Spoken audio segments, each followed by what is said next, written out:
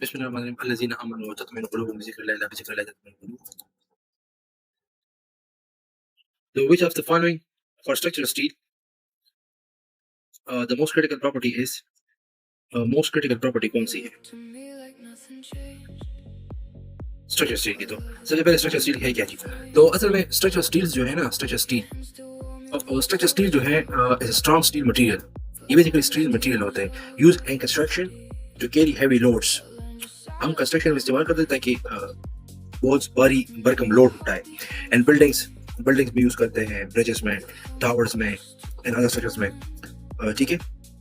और क्या होता है कि बेसिकली इनकी जो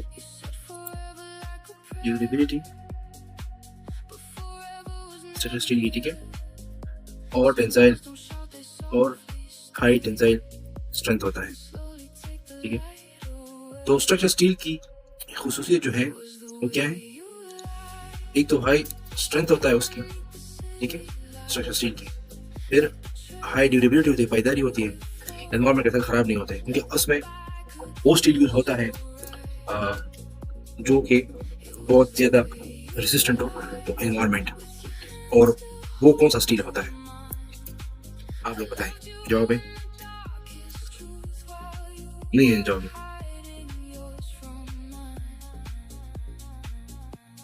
जवाब कैसे होगा?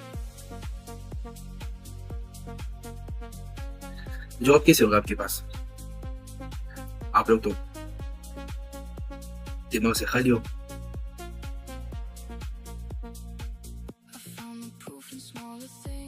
और अगर जवाब है तो लिखिए, मुझे बताएं.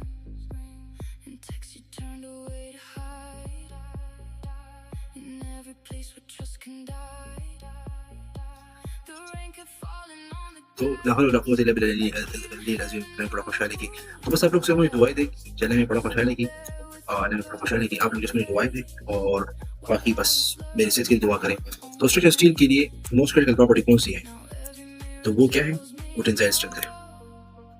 क्योंकि स्ट्रक्चर स्टील की टेंसाइल हाई होती है. क्या? Tensile strength. High tensile strength होती है, मोस्ट क्रिटिकल प्रॉपर्टी है.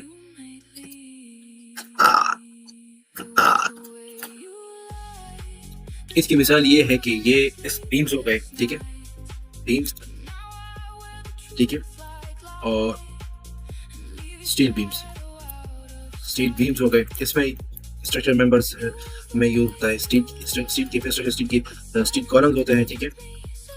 फिर इसके अलावा रीबार्स होता है स्ट्रक्चर स्टील की, ठीक है.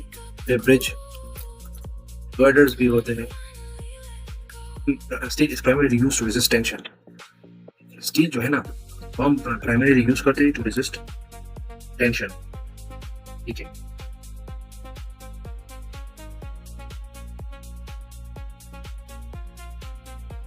तो स्टील जो है हम प्राइमरीली यूज करते हैं टू रेजिस्ट टेंशन को रेजिस्ट करने के लिए, ठीक है. और concrete is good in compression. Steel जो है एंड रिइंफोर्समेंट, ठीक है. तो इस तरह ब्रिजेस हो गया, केबल्स हो गए, इन सब पे स्टील जो टेंशन हो जाए. Tensile strength makes it very usable structure design. इसलिए टेंसाइल स्ट्रेंथ है ना, ये इसको नुमाया बनाती है, ठीक है. स्ट्रक्चर स्टील वो मजबूत स्टील होता है जो बिल्डिंग, ब्रिजेस और दूसरे स्ट्रक्चर में हेवी लोड उठाने के लिए यूज होता है, ठीक है. फिर देखिए, फिर इसमें कंप्रेसिव स्ट्रेंथ जो है वो रेजिस्टेंस अगेंस्ट क्रशिंग फोर्स होता है, ठीक है. ये रेजिस्टेंस है, ये जो है ये बेसिकली रेजिस्टेंस है अगेंस्ट क्रशिंग फोर्स. जिस तरह कंक्रीट को हम मोटर सिस्टम मशीन में रखते हैं ना और उसको क्रश करते हैं, उसकी जगह अगर शैतान रखे उसको क्रश करके कितना मजा आएगा. तो शैतान क्रश किया जाए तो कितना मजा आएगा यूटीएम में. तो इंशाल्लाह उसको नमाज पे हम शिकस्त देंगे. तो जिस तरह कंक्रीट की जो सिलेंडर्स होते हैं, जो क्यूब होते हैं, उसको हम यूनिवर्सल टेस्टिंग मशीन में रखते हैं और व्हाट्स गोना डू दैट, वो मशीन क्या होता है, वो लोड लगाता है, प्रेशर लगाता है, लोड लगाता है पीएसआई में. तो उससे हमें कंप्रेसर की वैल्यू आती है, ठीक है. 2000 पीएसआई, 3000 पीएसआई, 5000 पीएसआई. तो फिर टेंसाइल स्ट्रेंथ तो हमने भी पढ़ लिया, जो ये करेक्ट ऑप्शन भी है, ठीक है. ये बेसिकली करेक्ट ऑप्शन भी है, ठीक है. टेंसाइल स्ट्रेंथ जो है ये रेजिस्ट अगेंस्ट पुलिंग फोर्स, ये पुलिंग फोर्स के अगेंस्ट रेजिस्टेंस है, राइट आंसर है, ठीक है। Shear strength resist against sliding force, ठीक है। शेयर फोर्स शेयर स्ट्रेंथ जो है, शेयर फोर्स वो फोर्स होती है जो है फोर्स लगाती है, force exert to make to body slide, इसका शेयर फोर्स। और शेयर स्ट्रेंथ वो स्ट्रेंथ होती है मटेरियल की, सिविल इंजीनियरिंग मटेरियल की, कि वो रेजिस्टेंस मुज़ाहिमत देती है कि किसी मटेरियल में ये सलाहियत हो शेयर स्ट्रेंथ की, तो वो रेजिस्टेंस देगी ताकि वो स्लाइड ना हो, ठीक है। तो रेजिस्टेंस अगेंस्ट स्लाइडिंग फोर्स इसका स्ट्रेंथ। और हार्डनेस जो है ना, hardness for talking about hardness, तो हार्डनेस जो है ये रेजिस्ट अगेंस्ट स्क्रैचिंग और वेयर, ये स्क्रैचिंग और वेयर के अगेंस्ट जो है क्या है, मतलब खराश और गुस्साव के खिलाफ मुज़ाहिमत है, रेजिस्ट अगेंस्ट स्क्रैचेस और वेयर, ठीक है।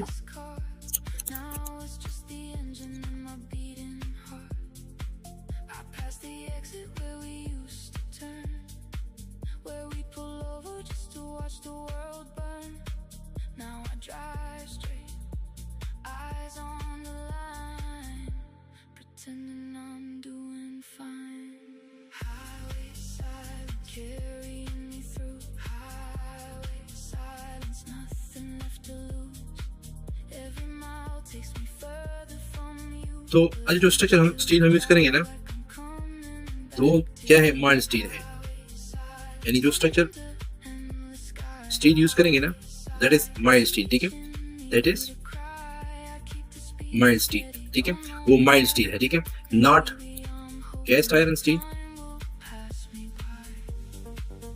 एंड नॉट जीआई स्टील, ठीक है। कैस्ट आयरन स्टील या जीआई स्टील जो कि हमने बात की ब्रिजेस में, बिल्डिंग्स में, रिइंफोर्समेंट बार में, स्टील फ्रेम में, ट्रसेस में, ठीक है। इनकी कास्ट आयरन माइल्ड स्टील जो है इसकी टेंसाइल स्ट्रेंथ बहुत ज्यादा हाई होती है, ठीक है। और स्ट्रक्चर स्टील इसकी मैं बात कर रहा हूँ ना, स्ट्रक्चर स्टील जो कि स्ट्रॉन्ग कंस्ट्रक्शन स्टील है, ये मतलब स्ट्रॉन्ग तरीके से कंस्ट्रक्शन में यूज होता है, मजबूत होता है, इसकी हाई टेंसाइल स्ट्रेंथ होती है, ठीक है, टेंसाइल फोर्स के खिलाफ ये बहुत मुज़ाहिमत देता है, ठीक है, पुलिंग फोर्स के खिलाफ, ठीक है। तो ये मजबूत होता है, जितने भी कंस्ट्रक्शन में ज्यादा इस्तेमाल होता है।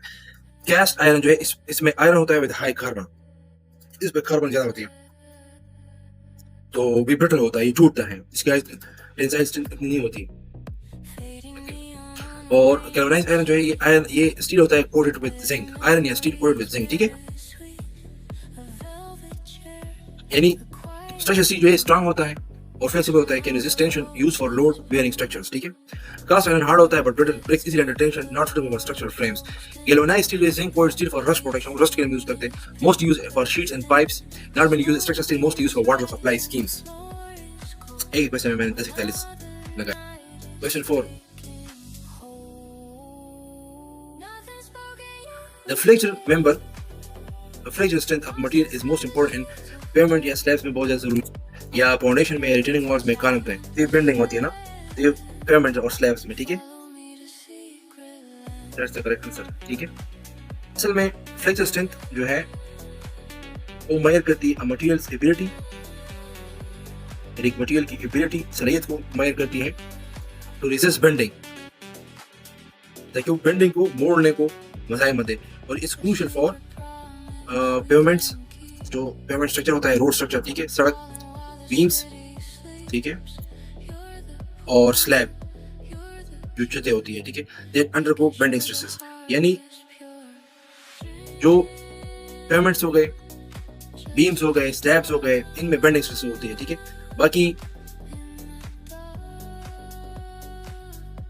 बाकी फाउंडेशन क्यों गलत है?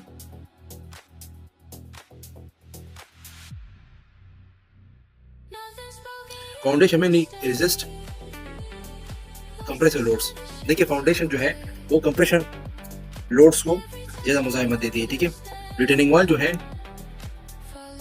Retaining wall mainly resist earth pressure, ये अर्थ प्रेशर को रेजिस्ट करती है, ठीक है, रिटेनिंग वॉल से, ठीक है।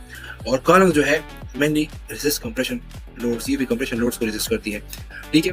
तो पेवमेंट और स्लैब के लिए फ्लेक्सर स्ट्रेंथ बहुत जरूरी है। तो timber is mainly used in construction where the timber is wood, ये लकड़ी होती है prepared for construction engineering use। जो लकड़ी हम कंस्ट्रक्शन से इंजीनियरिंग, कंस्ट्रक्शन और इंजीनियरिंग मकसद के लिए यूज करते हैं उसको टिम्बर कहा जाता है। तो टिम्बर को हम कहाँ पे इस्तेमाल करते हैं? Tensile strength is important, compressive strength important, chemical strength important, shear strength, tensile strength is important. देखिए क्यों, तो basically that's the correct answer, but why?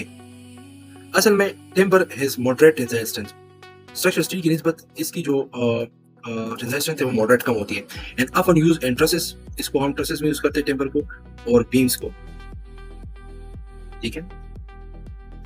तो इसकी मॉडरेट टेंसाइल स्ट्रेंथ होती है, तो इसमें use tensile strength is important. Compressive strength concrete के लिए है, ठीक है। इट इज यूज्ड, इसको हम रूफ ट्रसेस में भी यूज कर सकते हैं, बीम्स में भी, दरवाजों विंडोज में, फॉर्मवर्क में, फर्नीचर पे। इसमें कॉमन देवदार है, टीकवुड है, पाइन है, ओक है, ठीक है। तो टेंसाइल स्ट्रेंथ बहुत स्ट्रेंथ इज इंपॉर्टेंट, ठीक है।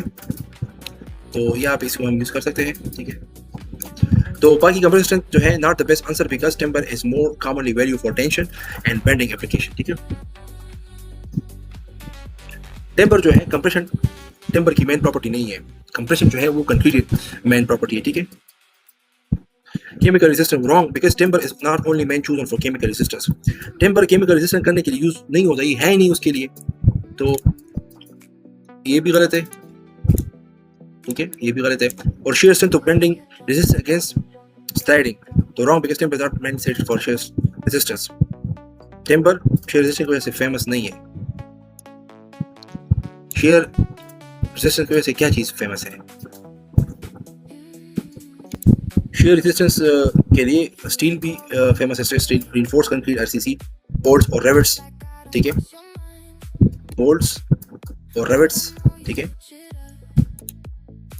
shear strength के लिए जो है ना वो बोल्ट्स और रिवेट्स हैं, और स्ट्रक्चर स्टील सेक्शंस जो है, ठीक है।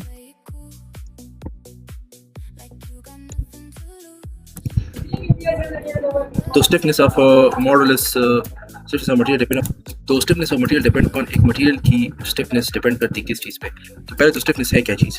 Stiffness mean resistance to bending और डिफॉर्मेशन, ठीक है।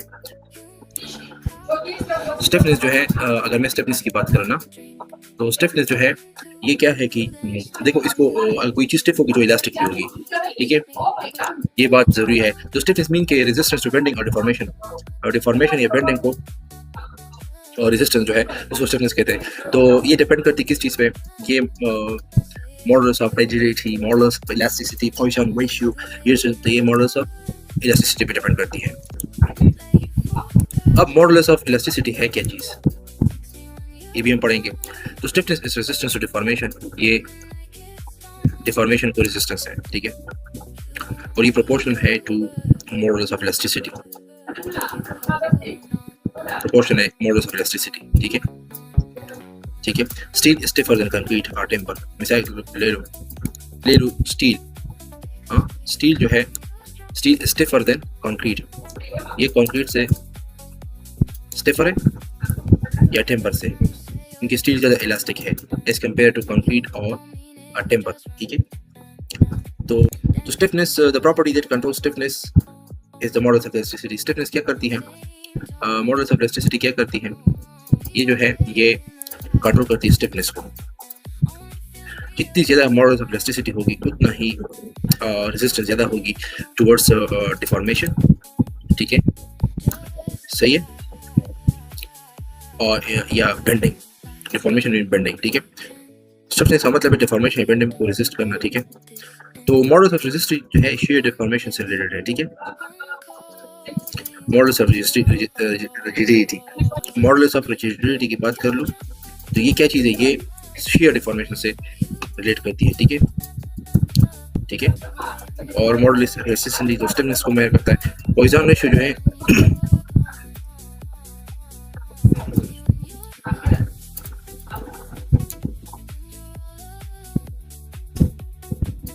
पॉइसन रेशियो जो है ये साइड डिफॉर्मेशन रिलेशन है, ठीक है, ये डिफॉर्मेशन रिलेशन है।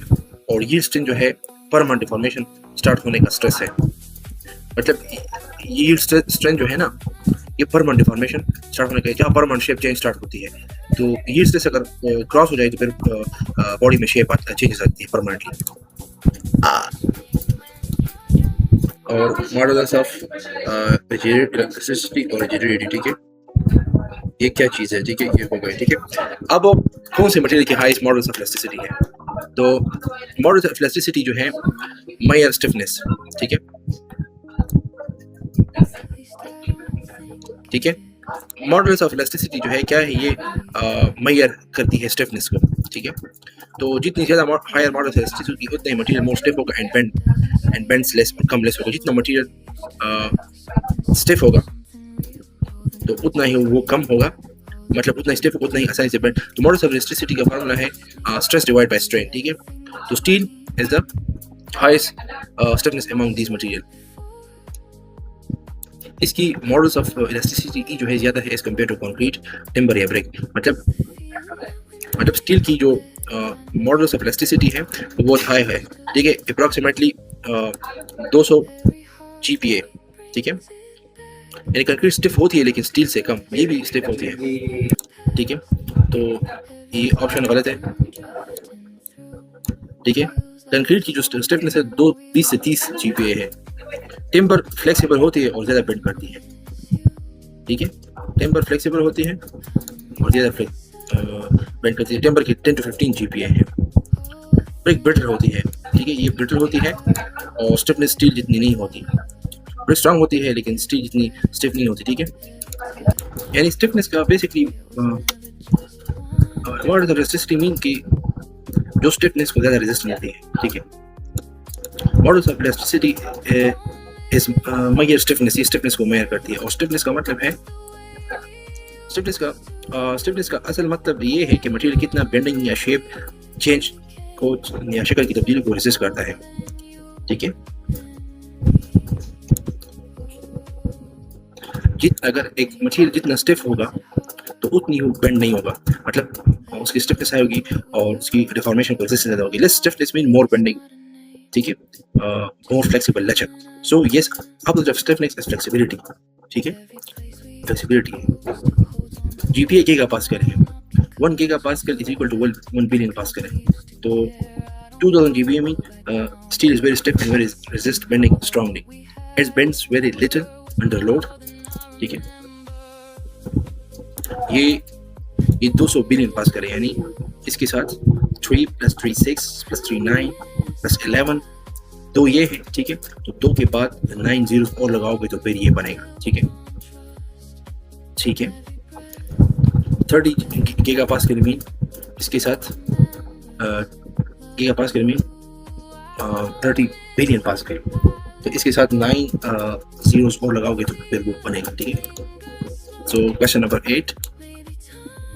So if a material is high stiffness, तो इसे क्या मतलब है? It will deform more under load, deform less under load, deform less under load, क्योंकि वो stiff है ना, ठीक है। उसकी resistance against deformation bending ज़्यादा है, be brittle, be ductile. तो the correct answer is deform less under load अगर ज़्यादा stiff है। Stiffer material deform less for the same applied load, ठीक है। तो basically higher stiffness जो है means the material strongly resists bending and deformation. So when load is applied, stiff material deform less. I mean stiff material is equal to less deformation. Flexible material is equal to more deformation. But steel bends less than timber under the same load. Steel timber से कम bend होती है, ठीक है। ये वाला option क्यों गलत है? Deform more under one load, क्योंकि high stiffness material deform नहीं करते, ठीक है। Deformless under load तो ये तो करेक्ट है। और be brittle, brittle और stiffness अलग प्रॉपर्टीज है, ठीक है। brittle और स्टिफनेस तो अलग प्रॉपर्टीज है। डक्टिलिटी मींस स्ट्रेचिंग, ठीक है, विदाउट ब्रेकिंग।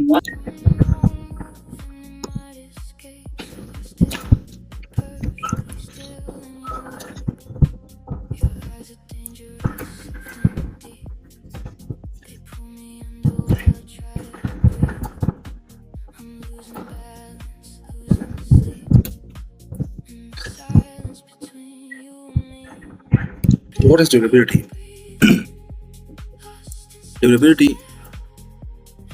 Durability, elasticity क्या चीजें हैं?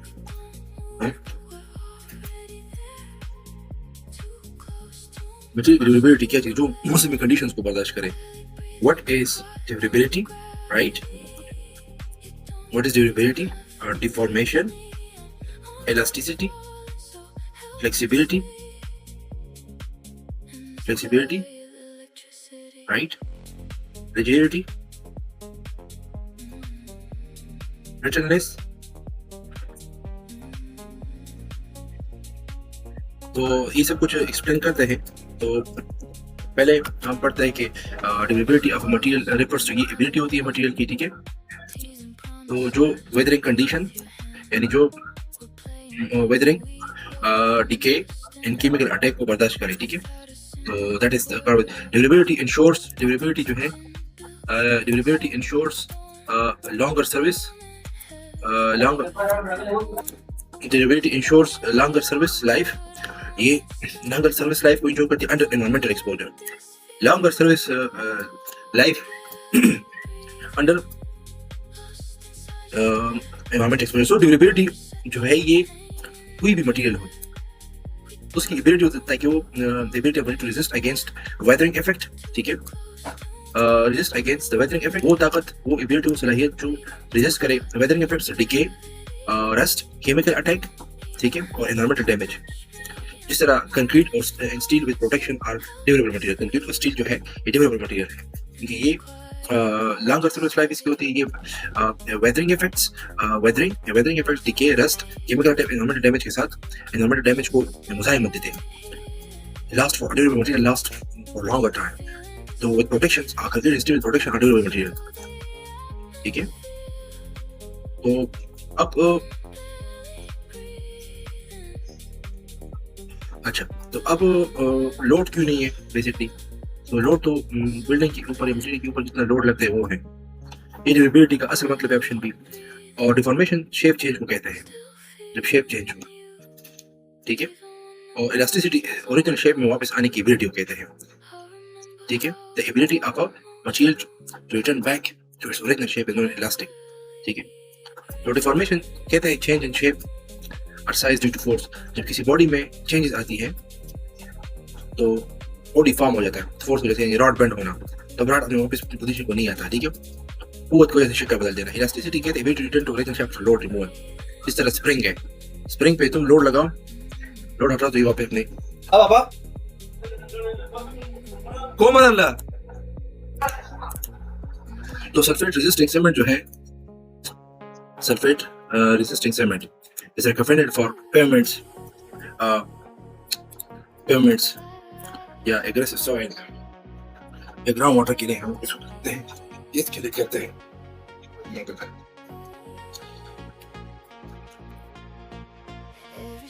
तो हम ये किसके लिए करते हैं, ठीक है। तो बिस्मिल्लाहिर्रहमानिर्रहीम, तो इसको डिस्कस करते हैं क्वेश्चन नंबर 10 को, ठीक है।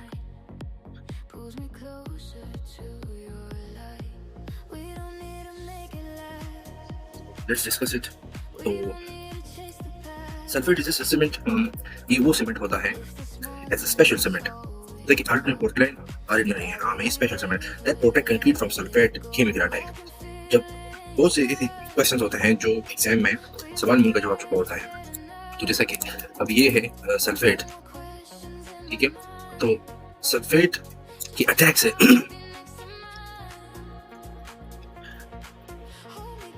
देखा 31, 32,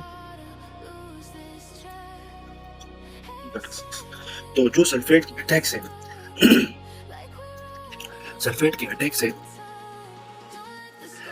किसको बचाते हैं? कंक्रीट को बचाते हैं। तो it is used where soil और water contain harmful sulphate chemicals. इसको हम वहाँ पे यूज करते हैं जहाँ पे क्या हो,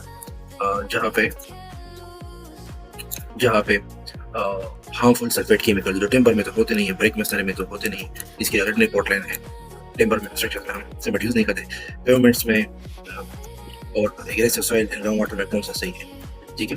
तो एग्रेसिव सॉइल और सॉइल कंटेन हार्मफुल केमिकल्स उसमें होते हैं, ठीक है।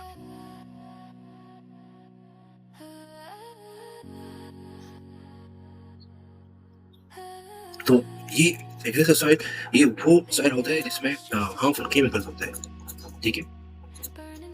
एग्रेसिव सॉइल जो है ना contains soil contain harmful chemical like sulphates, इसमें साल्ट्स होते हैं, इसमें एसिड होते हैं, दीस केमिकल डैमेज ऑर्डिनरी पोर्टलैंड्स में, ठीक है, ठीक है।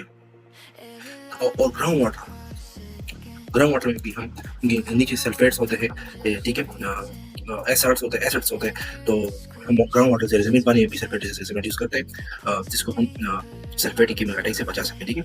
तो सल्फेट रेजिस्टेंट सीमेंट वो सीमेंट होता है, ठीक है, एक खास किस्म का सीमेंट होता है। सल्फेट रेजिस्टिंग सीमेंट जो है एक खास किस्म का सीमेंट होता है और स्पेशल सीमेंट होता है जो सल्फेट रेजिस्टिंग के नुकसान यानी सल्फेट केमिकल्स को कंक्रीट से बचाता है, ठीक है।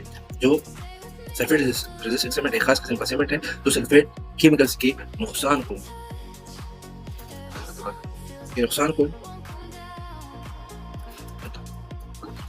जो सल्फेट केमिकल के नुकसान को जो सल्फेट केमिकल को कंक्रीट से बचाता है, ठीक है। जो सल्फेट केमिकल के नुकसान को कंक्रीट से बचाता है, ठीक है, उसको कंक्रीट से बचाता है, ठीक है। तो एग्रेसिव सॉइल्स और ग्राउंड वाटर, तो सल्फेट जो है ना इन सॉइल्स या वाटर अटैक अरेंडनेस सीमेंट, जब सॉइल में सल्फेट्स या वाटर में तो ये अरेंडनेस सीमेंट पे अटैक करे, सल्फेट सीमेंट इज यूज्ड। और पेमेंट इसलिए नहीं है क्योंकि pavement ordinary cement is used use enough for pavements में अरेंडनेस सीमेंट यूज होता है, ठीक है। और ब्रिक मेसनरी में स्पेशली सल्फेट सीमेंट जरूरी नहीं होता, ठीक है। और टिम्बर में सीमेंट यूज ही नहीं होता, ठीक है। तो कोरोजन ऑफ स्टील रिइंफोर्समेंट,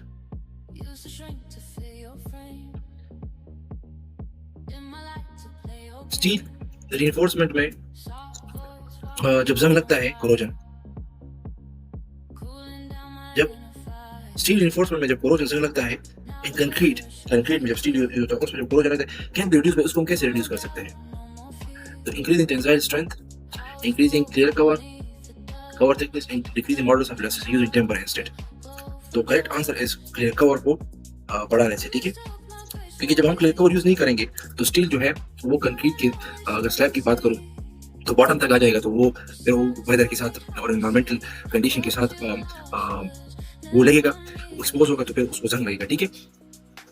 और दूसरी बात ये है कि अगर मैं साइडों की बात करूं तो साइडों पर भी इस तरह अगर आ जाते हैं, अक्सर एक इंटरव्यू में जो लोग के दौरान मैंने अक्सर देखा है कि जो वो बेसिकली कंस्ट्रक्शन करते हैं तो उसमें क्लिक कवर यूज नहीं करते, समटाइम ब्रिक्स यूज करते हैं, समटाइम नॉट, ये नहीं यूज करते। और आज से 10-20 साल पहले जो टेक्नोलॉजी प्रोविजन की नहीं थी और वो वाला सिस्टम था ना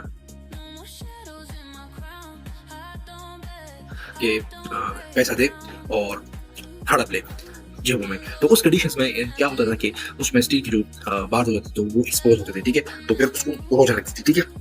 तो क्लियर कवर इंक्रीज करने से कोरोजन मीन रस्टिंग और gradual damage of steel due to, और ये जब एक्सपोज होगा तो फिर जो रस्टिंग लगेगी या ग्रेजुअल डैमेज होगा, ठीक है।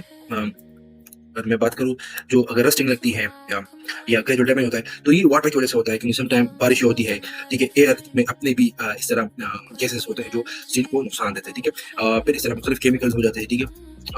और मॉइस्चर नमी की वजह से भी जो है स्टील जो है जंग आ जाता है, रस्टिंग हो जाता है और उसमें ग्रेजुअल डैमेज आ जाता है। तो रस्ट वीकन स्टील इन्फोर्समेंट, तो जब वो स्टील इन्फोर्समेंट को कमजोर करता है तो फिर जो टेंसाइल स्ट्रेंथ है वो भी स्टील की कम हो जाती है, ठीक है। तो स्टील को तो वैसे भी हम वो यूज करते हैं जिसकी टेंसाइल स्ट्रेंथ ज्यादा, कम टेंसाइल स्ट्रेंथ वाली स्टील तो हम यूज ही नहीं करते, ठीक है। ओके, सो ये कवर थिकनेस जो है, तो बेसिकली कवर थिकनेस जो है, अगर हम कवर की बात कर ले, ठीक है, अगर मैं कवर की बात कर लूँ, ठीक है, कवर थिकनेस की, तो cover thickness mean the thickness of concrete, ये कंक्रीट की थिकनेस होती है।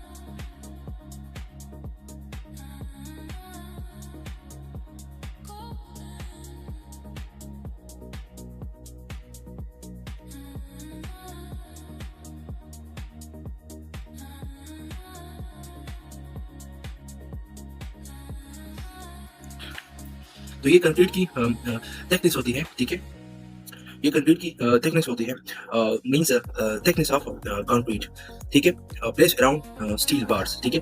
यानी more cover protects steel from, steel को पानी से बचाया जा सकता है, ज्यादा कवर हम प्रोवाइड करें, एयर से बचा सकते हैं, केमिकल से बचा सकते हैं, और करोजन को बचे। तो कवर थिकनेस क्या चीज है, तो मतलब स्टील बार्स की इर्द गिर्द कंक्रीट की प्रोटेक्टेड लेयर होती है, ठीक है। कवर थिकनेस से मुराद स्टील बार्स के सरी के इर्द गिर्द हिफाजती तय होती है, ठीक है। तो thickness of concrete around the steel bars, ठीक है।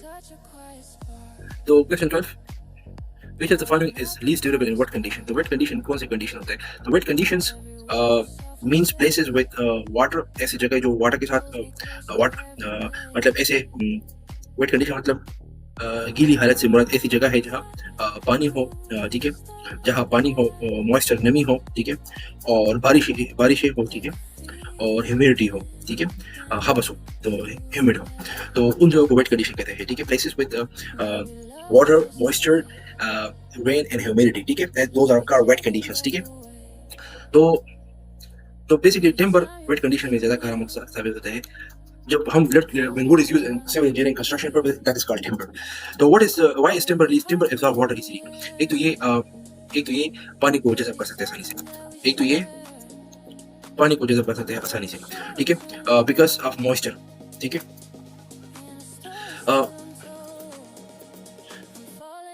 मॉइस्चर की वजह से ये डिके हो जाता है, ठीक है, मतलब वक्त के साथ साथ ये खराब हो जाता है, ठीक है. इसमें रॉड्स लगते हैं, ठीक है, रूट रॉड्स, ये भी ये जो है बेसिकली टिम्बर डिजीज है, ठीक है. स्वेल हो जाता है, ठीक है, ये ऊपर जाता है, ठीक है. इंसेक्ट्स अटैक इट, तो इसमें से जो कीड़े मकोड़े हैं, ठीक है, वो उसमें से अटैक करते हैं, ठीक है. तो सो टिम्बर बिकम्स वीक इन वेट कंडीशंस. तो why timber is least durable, ठीक है. तो टिम्बर लीस्ट ड्यूरेबल है, ठीक है. तो ये वजह है, ठीक है. ज्यादा ड्यूरेबल कौन सा है? तो वो कंक्रीट भी है, स्टील भी है, स्टोन भी है, ठीक है. तो stone very durable water, timber जो है करेक्ट आंसर. कंक्रीट ड्यूरेबल इन वेट कंडीशन, स्टील रस्ट करती है लेकिन प्रोटेक्शन दी जा सकती है, तो फिर भी ठीक है, ठीक है. तो timber is prone to decay. Timber जो है ये डिके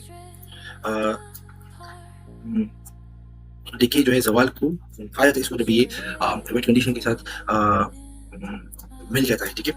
रॉट इस तरह रॉट है, ठीक है. फिर ये इंसेक्ट्स अटैक है, ठीक है, ठीक है. तो when exposed to moisture, जब मॉइस्चर तक एक्सपोज होता है अनलेस ट्रीटेड, जब इसको हम ट्रीट करें तो फिर इसकी सीजनिंग होती है, ठीक है.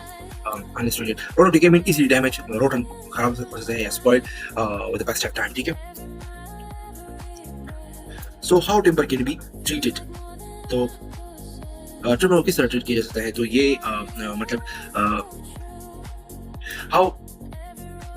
how timber can be treated, protecting wood from water, insects, termites, fungi, decay.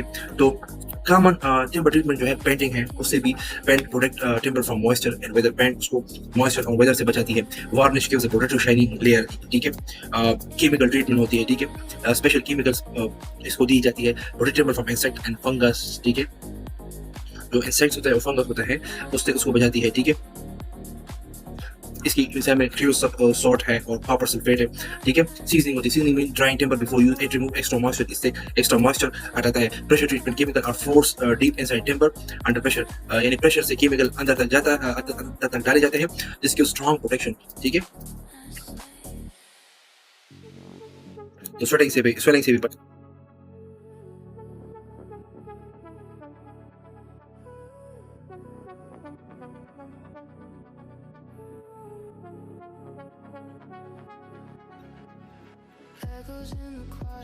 तो फ्रॉस्ट रेजिस्टेंस क्या होता है? ये बहुत जरूरी. जब मैं when I was getting selected, so when I was getting selected in UET back in 2021, so Professor Dr. Bashir Alam Saif asked me what is frost resistance. So frost resistance means the ability of concrete to resist damage caused by freezing water, ठीक है. Frost resistance का मतलब है concrete की freezing की वजह से होने वाली डैमेज को रेजिस्ट करने की एबिलिटी, ठीक है. तो फ्रॉस्ट रेजिस्टेंस का मतलब है कंक्रीट की वो ability, the ability of concrete to resist damage caused by freezing water. When water inside concrete freezes, it expands and cracks the concrete. जब freezing water जब कंक्रीट के अंदर चला जाता है तो it expands, तो कंक्रीट एक्सपेंड हो जाता है और फिर उसमें क्रैक्स आ जाते हैं, ठीक है. जब पानी जमता है कंक्रीट के अंदर तो वो फैलता है और कंक्रीट क्रैक कर सकता है, ठीक है. तो correct answer is lower water separate ratio. फिर हम लोअर वाटर सीमेंट रेशियो देखेंगे, इससे ये इंप्रूव होता है फ्रॉस्ट रेजिस्टेंस, ठीक है। वाटर सीमेंट रेशियो की अगर मैं बात कर लूँ, अगर मैं वाटर सीमेंट रेशियो की बात कर लूँ,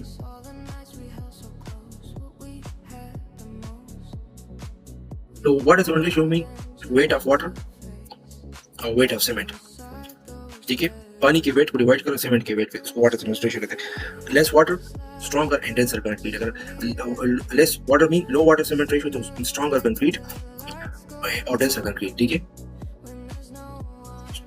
स्ट्रॉन्गर कंक्रीट और डेंसर कंक्रीट, ठीक है। कम पानी ज्यादा स्ट्रॉन्ग कंक्रीट, ठीक है। क्योंकि लो वाटर सीमेंट रेशियो जो है ये रिड्यूसेस होल्स, यानी ये होल्स को कम करती है, ठीक है। डेंसर ज्यादा है, पोरोसिटी को कम करती है, ठीक है। Reduces water inside concrete, concrete के अंदर जब ठंडा पानी जाता है तो वो कंक्रीट को एक्सपेंड करता है, फिर वो क्रैक कर जाता है कंक्रीट, तो वो कम पानी अंदर चला जाता है कंक्रीट के, तो वो ज्यादा कंक्रीट एक्सपैंड नहीं होता, फैलता नहीं, वो क्रैक नहीं होता, प्रिवेंट क्रैकिंग ड्यूरिंग फ्रीजिंग, तो फ्रॉस्ट रेजिस्टेंस इंप्रूव्स। और हायर सीमेंट इसकी अपोजिट है। और ये तो वो है ना कि कोई कहे कि पाकिस्तान के कितने सूबे हैं, ठीक है, तो है नो क्योरिंग, कोई कहे कि 15 सूबे हैं, तो पाकम तबाह की और ही दिन लानत की होती, सबक नहीं मिली। और एडिशन ऑफ इम्प्योरिटीज ये गलत है। क्यूरिंग, बिकॉज़ क्यूरिंग कंक्रीट को स्ट्रॉन्ग बनाती है, नो क्यूरिंग तो कंक्रीट खराब, इम्प्योरिटी कंक्रीट को डैमेज कर सकती है, ठीक है ना, खालिस मादे कंक्रीट को नुकसान पहुंचा सकते हैं, ठीक है।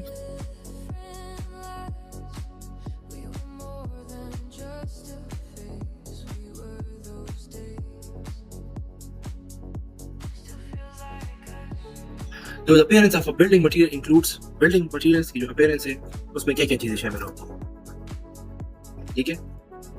तो we gonna explain question option, ठीक है। and what is difference between modulus of elasticity and modulus of rigidity, right? तो rigidity इसमें क्या फर्क है, तो the appearance, what is appearance of material, पहले तो हम ये समझे कि the appearance of building material से मुराद क्या है, ठीक है।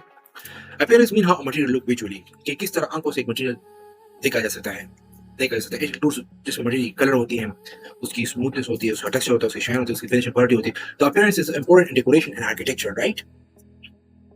अपीयरेंस का मतलब है कि मटेरियल का देखने में कैसा लगना, ठीक है। अच्छा, तो मॉडल्स ऑफ इलास्टिसिटी ये स्टिफनेस मेजर करता है, अपीयरेंस नहीं, ठीक है। तो ये तो गलत जवाब है। मॉडल्स ऑफ इलास्टिसिटी जो है वो सिविल इंजीनियरिंग मटेरियल्स की स्टिफनेस मेजर करता है, जिस तरह कंक्रीट की अलग है, स्टील की अलग है, टिम्बर की अलग है, ये स्टिफनेस मेजर करता है। Resistance against deformation and bending, ठीक है, that is called models of elasticity. ये सख्ती की पैमाइश करता है, जाहिरी शक्ल नहीं। तो करेक्ट आंसर इज अपीयरेंस में शामिल होता है रंग, टेक्सचर, उसकी स्ट्रक्चर और फिनिशिंग क्वालिटीज, ठीक है। फिर यील्ड स्ट्रेस जो है ना, यील्ड स्ट्रेस भी गलत है, क्योंकि यील्ड स्ट्रेस वो स्ट्रेस होता है जहां परमानेंट डिफॉर्मेशन स्टार्ट होती है। कंक्रीट की मिनिमम, स्टील की मिनिमम और मैक्सिमम यील्ड स्ट्रेंथ होती है, ठीक है। तो फिर यील्ड स्ट्रेंथ मीन की यील्ड स्ट्रेस उस हद तक ये स्टील बर्दाश्त करती है, इसके बाद ये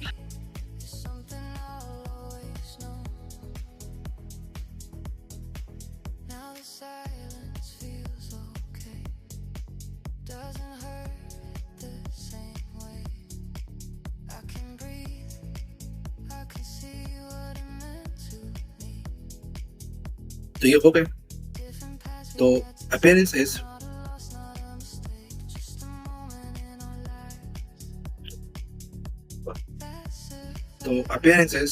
important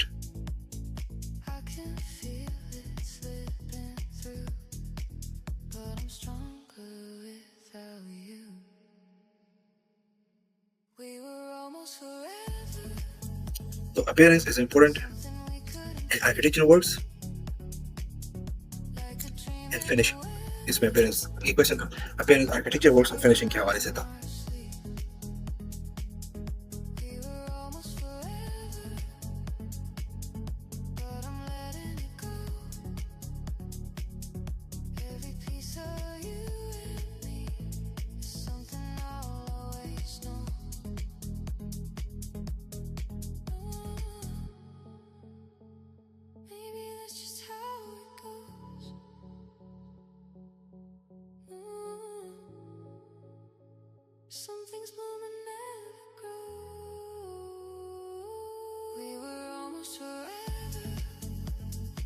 select Y selecting material, जब हम मटेरियल की सिलेक्शन की बात करते हैं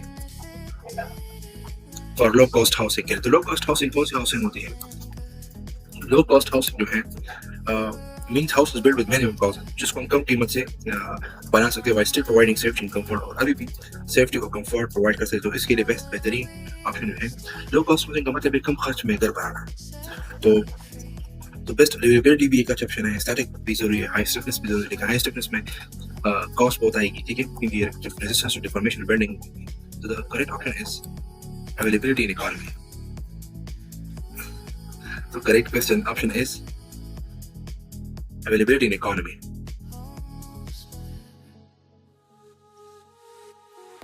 तो availability in economy क्यों जरूरी है?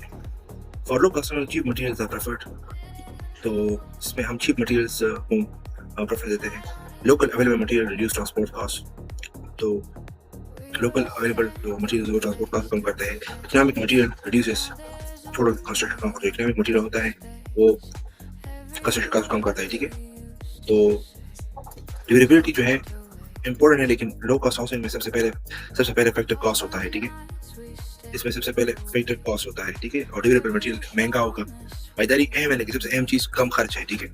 फिर अवेलेबिलिटी इकॉनमी, आसानी से मिलने वाला और सस्ता मटेरियल बेस्ट होता है। आसानी से मिलने वाला और सस्ता मटेरियल बेस्ट होता है, ठीक है।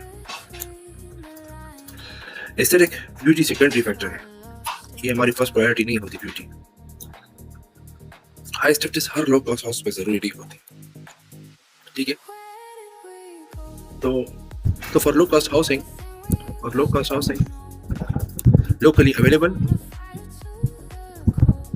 and economical materials are preferred. Question 17 में कह रहा है कि which is sustainable construction material. Sustainable material वो होता है जो लेस एनवायरमेंटल डैमेज करता है, एनवायरमेंट को कम नुकसान करता है, कैन बी रिन्यूड और यूज, दोबारा हासिल हो सकता है, और सेव नेचुरल रिसोर्सेज बचाए, उसको सस्टेनेबल मटेरियल कहा जाता है, ठीक है, सही है। यानी सस्टेनेबल मटेरियल, सस्टेनेबल मीन पायदार, सस्टेनेबल मटेरियल वो मटेरियल होता है जो माहौल को कम नुकसान पहुंचाए, दोबारा हासिल किया जा सके, कुदरती वसाइल बचा सके, ठीक है। तो करेक्ट ऑप्शन एस है timber from manage forest, EQ। असल में टिम्बर फ्रॉम मैनेज फॉरेस्ट है where trees are cut in control में, जहाँ पे हम दरख्तों की कटाई तो करते हैं लेकिन कंट्रोल वे में करते हैं। New trees are plant again, जो दरख्त हम काटते हैं वहाँ पे हम नए और दरख्त उगाते हैं। तो दिस कीप्स फॉरेस्ट सस्टेनेबल, तो इसको कहते हैं मैनेज फॉरेस्ट, ठीक है। देखिए स्टील जो है वो मजबूत तो है, स्टील स्ट्रॉन्ग है, लेकिन प्रोडक्शन में एनर्जी ज़्यादा लगाती है, ठीक है। इस तरह प्लास्टिक एनवायरनमेंट को डैमेज करती है, ठीक है। प्लास्टिक इज अनसस्टेनेबल, इसलिए प्लास्टिक स्ट्रॉस के जरिए भी पेपर स्ट्रॉ आ गए हैं, ठीक है।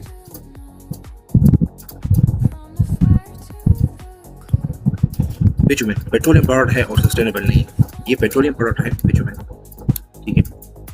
बिटुमेन क्या है? बिटुमेन पेट्रोलियम प्रोडक्ट है और सस्टेनेबल नहीं है। तो टिम्बर इज रिन्यूएबल, टिम्बर को हम काट के दोबारा उगा सकते हैं, रिन्यूएबल है। व्हेन सोर्स्ड सस्टेनेबली, जब हम इसको सस्टेनेबल तरीके से सोर्स करते हैं, काटते हैं फिर उगाते हैं, मेकिंग इट इको फ्रेंडली, माहौल दोस्त भी है। Timber from manage forest.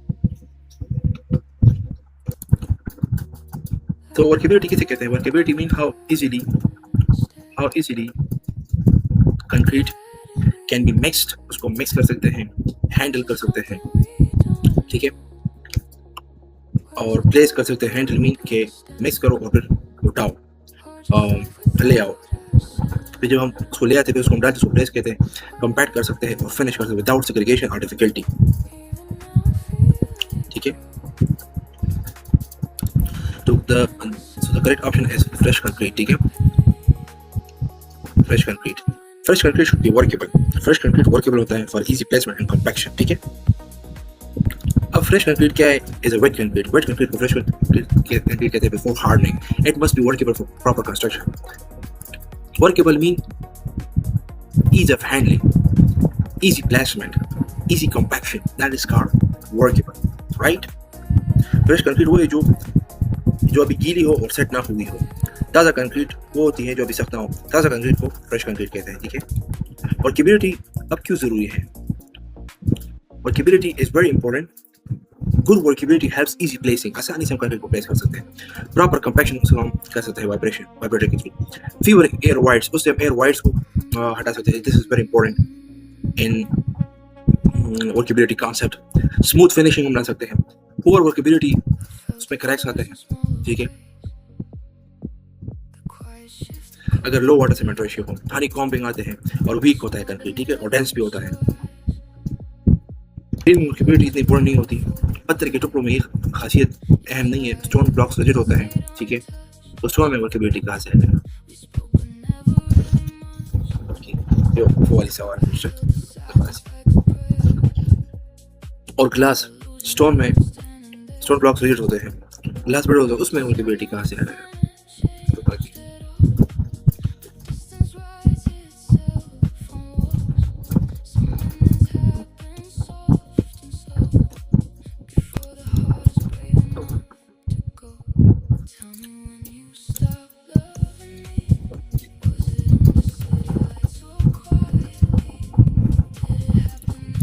Handling means moving or managing a material during construction. Move करना या मैनेज करना मटेरियल्स को दौरान कंस्ट्रक्शन, उसको हैंडलिंग कहते हैं, ठीक है. हैंडलिंग किसे कहते हैं? ठीक है, हैंडलिंग मीन कि मटेरियल को मूव करना, मूविंग और मैनेजिंग मटेरियल ड्यूरिंग कंस्ट्रक्शन, ठीक है, जिसमें लिफ्टिंग आता है, उठाना, कैरी करना, ट्रांसपोर्ट करना, डालना, प्लेस करना, इसको हैंडलिंग कहते हैं. और ईज ऑफ हैंडलिंग जैसा कि हम मटेरियल को मूव कर सकते हैं या मैनेज कर सकते हैं कंक्रीट को, फ्रेश कंक्रीट को ड्यूरिंग कंस्ट्रक्शन.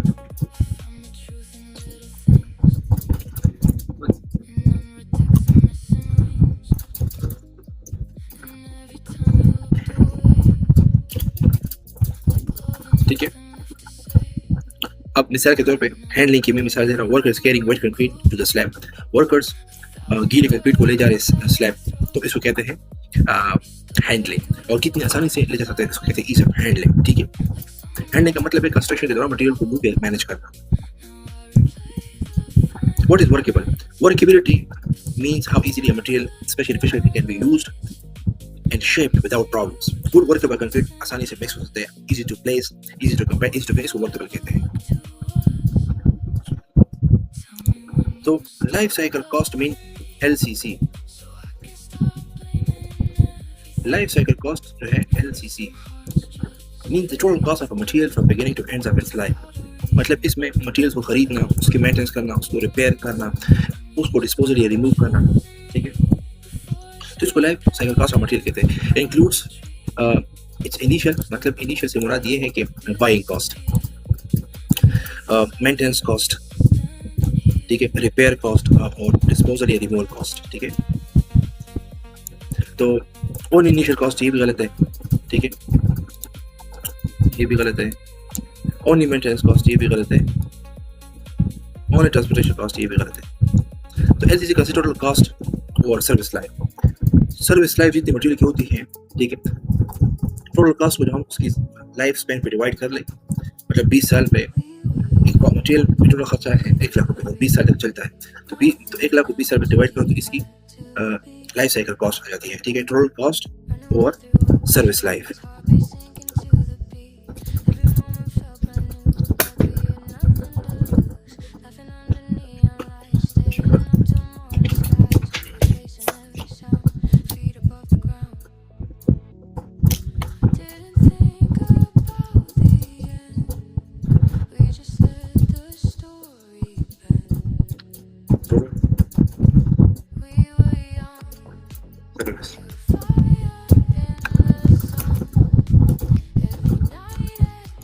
क्या मेन वजह है कि सिविल इंजीनियर्स एल्युमिनियम को सिविल इंजीनियरिंग में यूज करते हैं,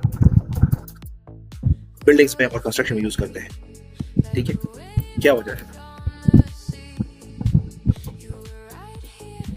तो क्योंकि ये मतलब जंग को रेजिस्टेंस देता है. ठीक है, सही है, ये कोरोजन रेजिस्टेंस देता है और लाइट वेट भी होता है. ठीक है, यही वजह है. तो corrosion resistance means ability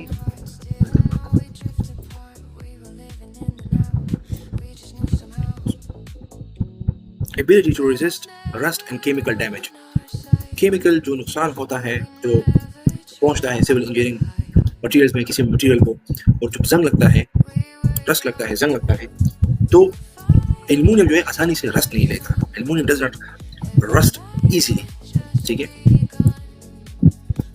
तो जंग और कीमियाई नुकसान से बचाने की सलाहियत को कोरोजन रेजिस्टेंस कहते हैं। Light weight mean low weight but useful strength, वजन तो कम होता है, जंग और कीमियाई नुकसान से बचाने की सलाहियत तो एल्युमिनियम के पास आ गई। और एल्युमिनियम क्या है? Aluminium is much lighter than steel. Aluminium क्यों प्रेफर करते हैं हम?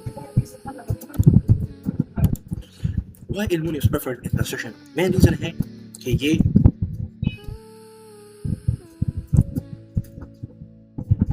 स्टील को भी यूज करते हैं हम अपनी जगह पे, रिइंफोर्समेंट भी यूज कर सकते हैं, कंस्ट्रक्शन में यूज कर सकते हैं, स्ट्रक्चर स्टील ट्रसेस में, ब्रिजेस में यूज करते हैं, बिल्डिंग्स में यूज कर सकते हैं। बट यहाँ पे बात एल्युमिनियम क्यों हो रही है? तो एल्युमिनियम हम क्यों प्रेफर करते हैं? ये लाइट वेट होता है और कोरोजन रेजिस्टेंस इसका होता है, ठीक है। लाइट वेट और corrosion resistance, this is very important. Light weight का मतलब है, लाइट वेट का मतलब है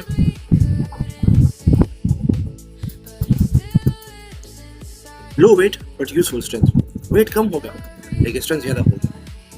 aluminium is much lighter than steel, ये स्टील से लाइटर है, लाइट वेट मेटल है एल्युमिनियम।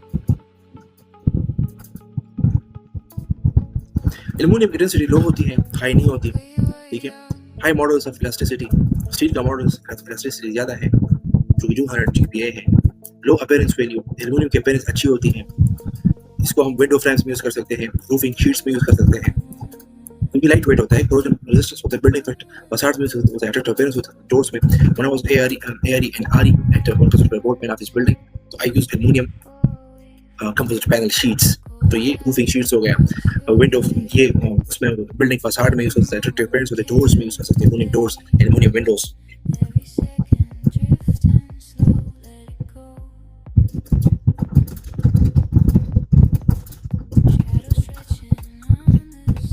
तो एल्युमिनियम जो है ये light weight is a metal है, लाइट वेट मेटल है, कोरोजन रेजिस्टेंट है, टैक्टाइल मेटल है, कंडक्टिव मेटल है, और इसकी मॉडल्स ऑफ इलास्टिसिटी 69 GPa है, 69 मल्टीप्लाई 10 टू पावर 9 पास्कल, और स्टील की है 200 मल्टीप्लाई 10 टू 9 पावर पास्कल्स, ठीक है। कंक्रीट की 20 to 30 GPa है, टिम्बर की 10 to 15 है।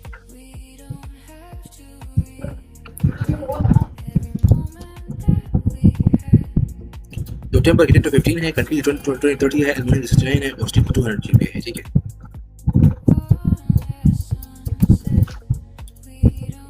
टिम्बर 10 to 15 है, राइट।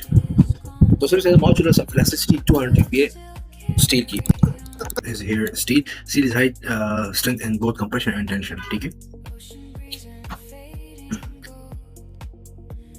कंप्रेशन प्रेशर फोर्स होता है और टेंशन पुलिंग फोर्स होता है, ठीक है। तो कौन सा मटेरियल दबाव और खिंचाव में अच्छा है? तो स्टील सबसे अच्छा है, टेम्पर और ब्रेक नहीं है फिर, ठीक है। कंप्रेशन में स्क्वीजिंग फोर्स, जब स्क्वीज करते हैं, ठीक है।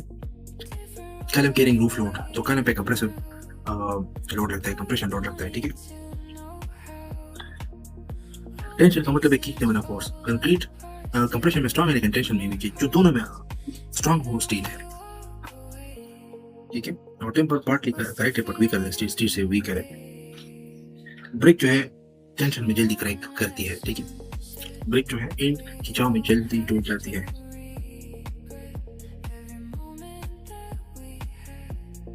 तो the ability of material to deform permanently without rupture, जो परमानेंटली डिफॉर्म हो जाए तो उसको कहते हैं प्लास्टिसिटी, यानी which property allows material to change shape permanently without breaking. तो प्लास्टिसिटी में फ्लेक्सिबिलिटी ज़्यादा होती है, तो शेप परमानेंटली चेंज करती है, लेकिन टूटती नहीं है, ठीक है। यानी कौन सी प्रॉपर्टी मटेरियल को बिना टूटे परमानेंटली शेप चेंज करने देती है? कौन सी खासियत किसी मादे को बगैर टूटे मुस्तकिल तौर पर शक्ल बदलने देती है? तो deformation mean change in shape और साइज। तो प्लास्टिसिटी इज परमानेंट डिफॉर्मेशन। तो डिफॉर्मेशन का मतलब है चेंज इन शेप और साइज। एग्जांपल जिस तरह बेंडिंग है, ठीक है, स्ट्रेचिंग है, कंप्रेशन है। तो बेंडिंग से भी मटेरियल की शेप और साइज में चेंज आती है, स्ट्रेचिंग से भी मटेरियल की साइज और शेप में चेंज हो जाती है। कंप्रेशन फोर्स से भी मटेरियल की शेप और साइज में चेंज आती है। तो डिफॉर्मेशन का मतलब है शेप या साइज का बदलना। परमानेंट डिफॉर्मेशन में मटेरियल लोड हटाने के बाद अपने ओरिजिनल शेप में वापस ना आए, उसको परमानेंट डिफॉर्मेशन कहते हैं, ठीक है। अच्छा, इलास्टिसिटी कैसे कहते हैं? इलास्टिसिटी तो हमने पढ़ लिया था, करेक्ट आंसर। तो इलास्टिसिटी कैसे कहते हैं? इलास्टिसिटी मटेरियल लोड हटाने के बाद वापस ओरिजिनल शेप में आ जाता है, यानी रबर बैंड, इसको इलास्टिसिटी कहते हैं। प्लास्टिसिटी मीन जब लोड उस पर लगता है तो उसमें परमानेंट डिफॉर्मेशन आती है, लेकिन टूटती नहीं है, रप्चर नहीं करती, पैकेज उसमें नहीं आता, ब्रेक नहीं होती। इलास्टिसिटी को लचक भी कहते हैं। लचक में माल दोबारा अपनी शक्ल में आ जाता है। Plasticity permanent deformation.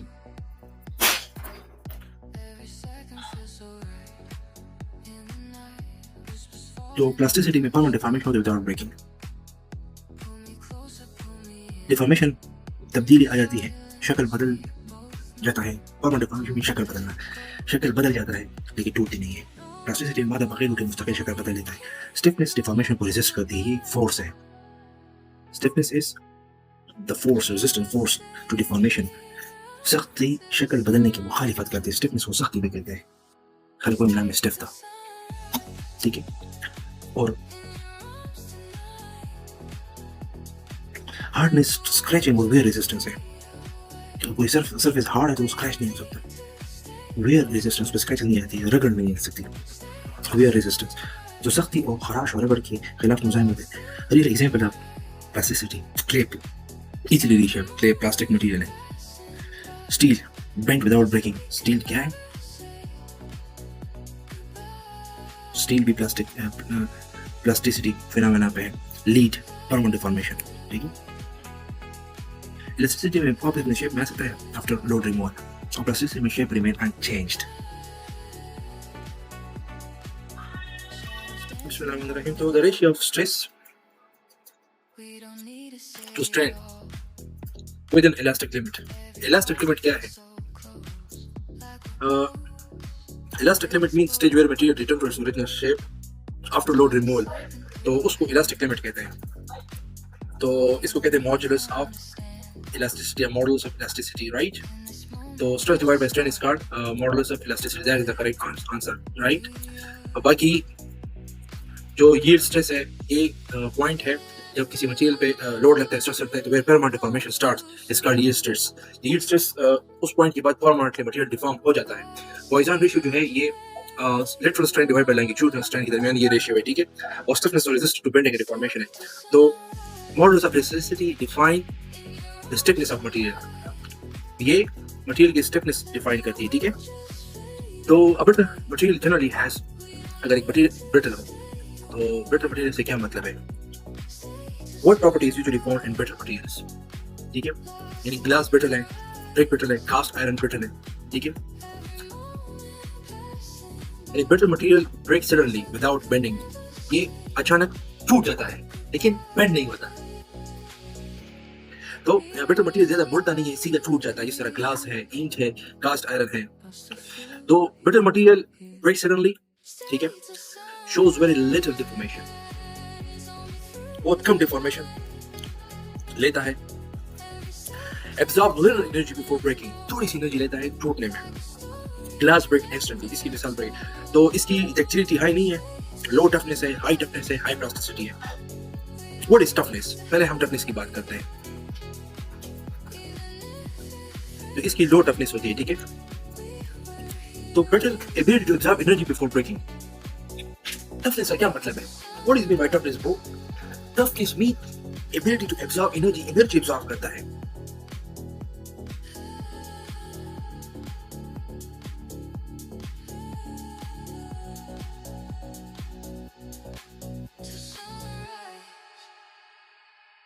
Energy absorb करता है। Ability to absorb energy, energy absorb करता है।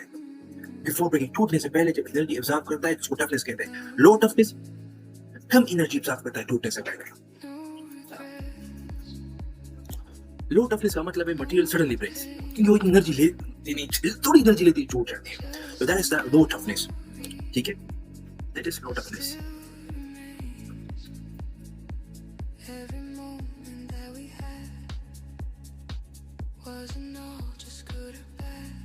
ठीक है, material bends before failure. High toughness mean कि एनर्जी लेती है, ज्यादा एनर्जी लेती है, बेंड हो जाती है, लेकिन फिर टूट जाती है। फेलियर टूटने से पहले एनर्जी लेती है, बेंड हो जाती है, टूट जाती है। This is not high toughness.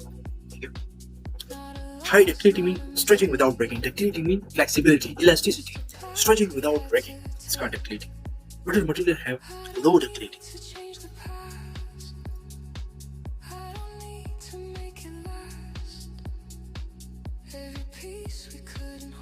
Brittle material की ductility कम होती है। ठीक है, brittle material little energy absorb करता है, कम मजबूती बर्दाश्त करता है, थोड़ी एनर्जी लेता है, कम मजबूती लेता है। ऐसे मादे जल्द टूट जाते हैं क्योंकि कम एनर्जी लेता है, लिटिल एनर्जी absorb करता है और जल्द टूट जाते हैं। लो टफनेस होते हैं, टफ नहीं होते। हाई टफनेस मटेरियल स्टील है और रबड़ है, they resist breaking। स्टील भी हाई टफनेस है, उसकी स्ट्रेंथ हाई है उसकी, और ये क्रैकिंग रेसिस्ट करते हैं, टूटते नहीं है। ना रबड़ टूटता है, क्रैक हो जाता है, ना स्टील क्रैक होता है, क्योंकि ये ज्यादा एनर्जी लेते हैं, दवा नहीं बर्दाश्त करते हैं। ठीक है, ज्यादा दवा नहीं बर्दाश्त करने की सलाहियत को हाई टफनेस कहते हैं। High plasticity, plasticity mean permanent deformation without rupture. Permanent deformation आ जाती है तो फिर रप्चर, ब्रेक नहीं होता, टूट नहीं जाता, लेकिन परमानेंट डिफॉर्मेशन आ जाती है। ब्रिटल मटेरियल डिफॉर्म नहीं करते, सीधा टूट जाते हैं। ठीक है,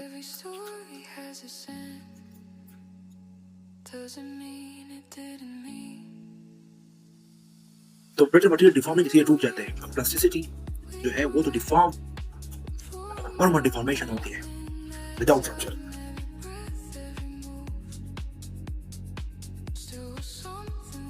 अब जो है हाई डक्टाइल स्टील है, एल्युमिनियम है, कॉपर है। ठीक है, ये टफ मटेरियल है या डक्टाइल मटेरियल है। तो timber treated with creosote oil becomes, हम मैंने पहले भी बात की इसमें, मैंने पहले भी इसमें बात की कि जो लकड़ी हम कंस्ट्रक्शन में इस्तेमाल करते हैं, सिविल इंजीनियरिंग में इस्तेमाल करते हैं, दैट इज कॉल्ड टेम्पर। ठीक है, तो टेम्पर की हम ट्रीटमेंट करते हैं क्रियोसोट ऑयल के साथ। तो ये क्या करता है, becomes less durable, more durable against decay and insects। ठीक है, weaker in strength, fireproof। तो लकड़ियों पे जो हमला होता है वो मोस्टली डिके का होता है, और डिके होता है जब उसको मॉइस्चर लगता है और कीड़े मकोड़े हशरात उस पे लगते हैं। ठीक है, ये क्यों? क्योंकि उसकी ट्रीटमेंट नहीं होती हशरात। तो क्रियोसोट ऑयल जो है,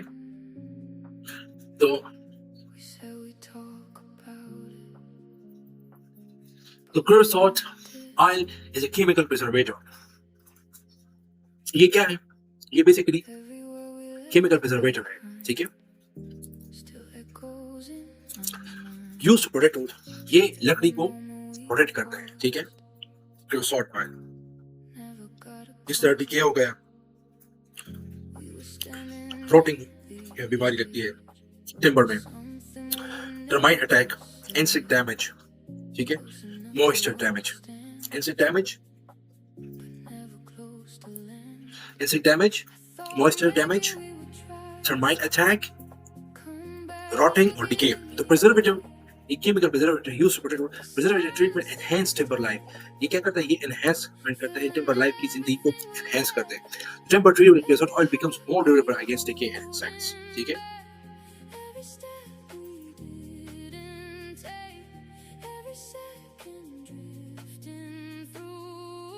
अगर हम लेस ड्यूरेबिलिटी की बात करें तो क्रियोसोट ऑयल ड्यूरेबिलिटी कम नहीं करता। ठीक है, weaker in strength, treatment timber को वीक नहीं करता। ट्रीटमेंट जो है, केमिकल ट्रीटमेंट जो है, ये या प्रिजर्वेटिव ट्रीटमेंट जो है, ये टिम्बर की जिंदगी को बढ़ाता है, ये टिम्बर को वीक नहीं करता। ठीक है, ये स्ट्रेंथ को बढ़ाता है। ये स्ट्रेंथ को बढ़ाता है, ठीक है ना।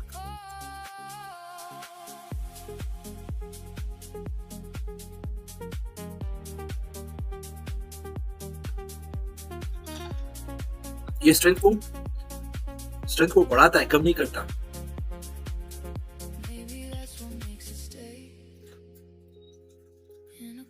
जब ये टिम्बर की जिंदगी को बढ़ाता है तो स्ट्रेंथ क्यों नहीं बढ़ाएगा? स्ट्रॉन्गर करता है strength, it's stronger strength, it enhances timber life. तो क्रिस्टॉट ऑयल, तो उस इसकी हम ट्रीटमेंट करते हैं। फायर प्रूफ मुकम्मल तौर पर क्रिस्टॉट ऑयल टिम्बर को मुकम्मल तौर पर आग से महफूज नहीं करता, ठीक है। लकड़ी को फिर भी आग लग जाती है, लकड़ी को फिर भी आग लग जाती है, मुकम्मल तौर पर फायर प्रूफ नहीं करता इसको, ठीक है।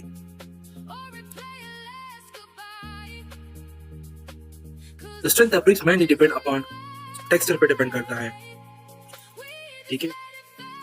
ईंट की मजबूती सबसे ज्यादा किस चीज पर डिपेंड करती है? टेक्सचर पे डिपेंड करती है, कलर पे डिपेंड करती है, शेप ये तो है, लेकिन सबसे ज्यादा मेनली सबसे ज्यादा किस चीज पे डिपेंड करती है?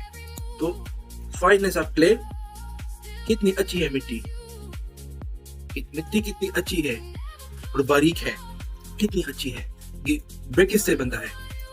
Composition of BRICS. एंड और ईंट कितनी सही हीट पर पकाई गई है, कितनी दर्जा हरारत पे पकाई गई है, इस पर डिपेंड करता है फाइननेस ऑफ क्ले और कितनी दर्जा हरारत पे बनाई गई है। बाकी टेक्सचर मतलब सरफेस स्मूथ है या रफ है, ये चीजें भी first class quality of BRICS में आ जाती है। सपोर्टेड मतलब टेक्सचर भी मतलब सरफेस स्मूथ है, रफ है, ठीक है। ये टेक्सचर जो है ये अपीयरेंस को अफेक्ट करता है, जाहिरी शक्ल सूरत को अफेक्ट करता है। इससे हम पता चलता है कि ये फर्स्ट क्लास ब्रिक्स है, सेकंड क्लास ब्रिक्स है, थर्ड क्लास ब्रिक्स है। लेकिन mainly the bricks depend upon fineness of clay. मिट्टी कितनी अच्छी है, मिट्टी की क्वालिटी पे डिपेंड करता है, मिट्टी की फाइननेस पे डिपेंड करता है और बारीक है, ठीक है। स्ट्रेंथ को मेन वे में नहीं अफेक्ट करता है टेक्सचर स्ट्रेंथ को ब्रिक्स को सबसे अफेक्ट करता है, depend on the fineness of clay पे होता है कि मिट्टी कितनी अच्छी है और बारीक है और ईंट कितनी सही हीट पर दर्जा हरारत पर पकाई गई है। बाकी कलर सिर्फ अपीयरेंस बताता है। जब हम कलर की बात कर ले तो ये सिर्फ हमें जाहिरी अपीयरेंस दिखाता है, जाहिरी बनावट दिखाता है। कलर से भी हमें पता चलता है कि फर्स्ट क्लास है, सेकंड है। क्लासिफिकेशन ऑफ ब्रिक्स में चीज जरूरी है, लेकिन स्ट्रेंथ पे fineness of clay and burning temperature, that's the correct answer, ठीक है। शेप यूजफुल हो सकती है लेकिन स्ट्रेंथ का मेन फैक्टर नहीं है। अगर ब्रिक का जो शेप है ना, ये भी एक जरूरी चीज है, लेकिन ये मुफीद हो सकती है, लेकिन ये मुफीद है, लेकिन स्ट्रेंथ में नहीं। मिट्टी से बनता है ब्रिक, जो कितनी अच्छी है मिट्टी की क्वालिटी, सिंपल सा अल्फाज में। और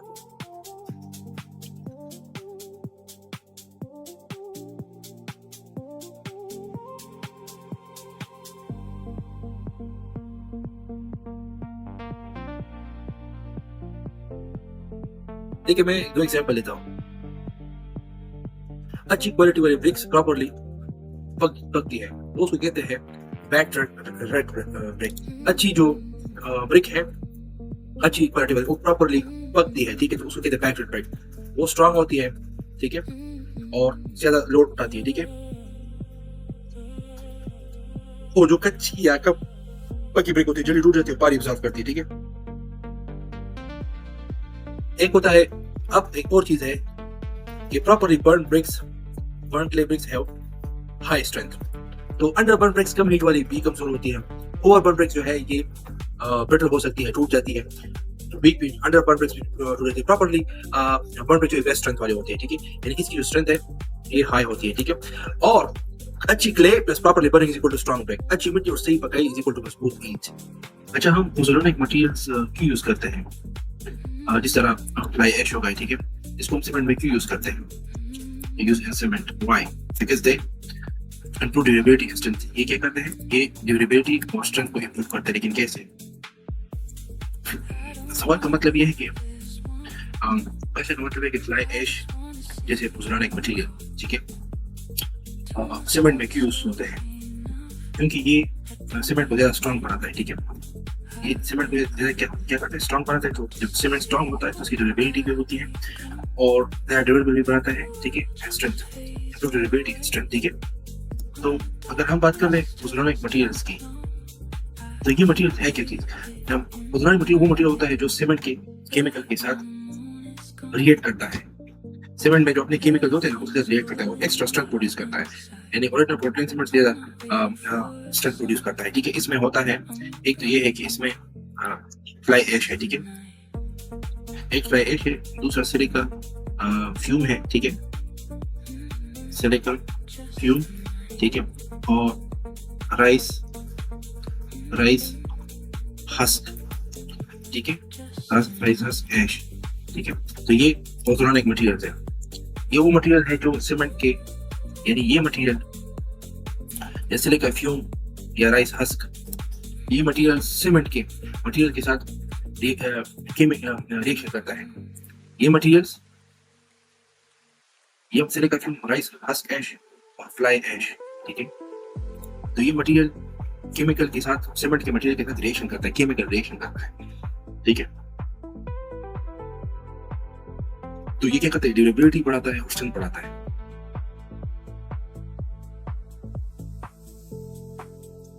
तो ये फ्लाई ऐश मटेरियल जो है, फ्लाई ऐश मटेरियल जो है, पोज़ोलानिक मटेरियल जो है, ये वो मटेरियल है जैसे कि फ्लाई ऐश हो गया, सिलिका फ्यूम हो गया, राइस हस्क ऐश हो गया, ये सीमेंट के मटेरियल के साथ रिएक्शन करता है, जो सीमेंट के केमिकल के साथ रिएक्शन करता है। सीमेंट में केमिकल होते हैं ना, तो सीमेंट के केमिकल के साथ, सीमेंट में जो कंपोजिशन होती है मटेरियल्स की, उनके साथ ये रिएक्शन करता है, ठीक है। सही है ना, ठीक है। तो ये फ्लाई ऐश हो गया, सिलिका फ्यूम हो गया, ये पोज़ोलानिक राइस हस्क ऐश हो गया। तो ये क्या करता है, ये आम सीमेंट से ज्यादा स्ट्रेंथ वाले सीमेंट होता है, आम सीमेंट से ज्यादा ये मजबूत सीमेंट होता है, आम सीमेंट से ज्यादा ये ड्यूरेबल होता है, ठीक है। तो ये जो है ये रिएक्शन करता है सीमेंट के केमिकल के साथ, और ये जो फिर सीमेंट बनाता है उसको कहते हैं पोज़ोलानिक सीमेंट, ठीक है। उसको कहते हैं पोज़ोलानिक सीमेंट। उस सीमेंट की उसकी हाई ड्यूरेबिलिटी होती है, उसकी ड्यूरेबिलिटी इंप्रूव होती है, उसकी इंप्रूव ड्यूरेबिलिटी होती है, इंप्रूव स्ट्रेंथ होता है, ठीक है। तो fly ash reacts with lime, ये लाइम के साथ रिएक्ट करता है, सीमेंट में लाइम होता है, improving long term strength and durability. ये क्या करता है, ये लॉन्ग टर्म स्ट्रेंथ बढ़ाता है, सीमेंट की स्ट्रेंथ बढ़ाता है, ठीक है, सीमेंट की स्ट्रेंथ बढ़ाता है, ठीक है। वो स्ट्रेंथ लॉन्ग टर्म होती है,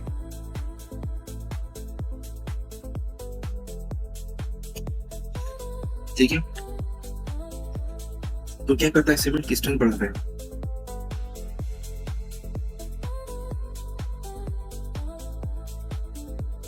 ये सीमेंट की स्ट्रेंथ बढ़ाता है, कैसे बढ़ाता है, लॉन्ग टर्म करता है, ठीक है।